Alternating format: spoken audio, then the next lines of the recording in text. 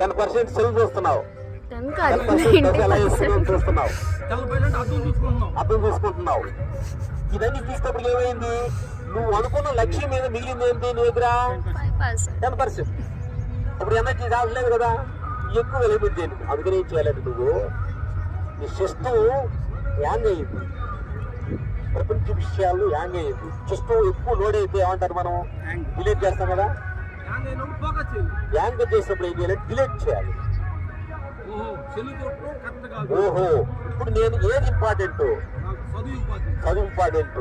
జీవితంలో అన్నిటికంటే ఏది ఉండాలి? నువ్వు బస్ వేసుకోవాలంటే డబ్బులు కావాలి, అర్థమైందా? నువ్వు బ్యూటీ పార్లర్లో డబ్బులు కావాలి, నువ్వు తినాలంటే డబ్బులు కావాలి, సినిమాలో డబ్బులు కావాలి. డబ్బులు దేనిలో వస్తాయి?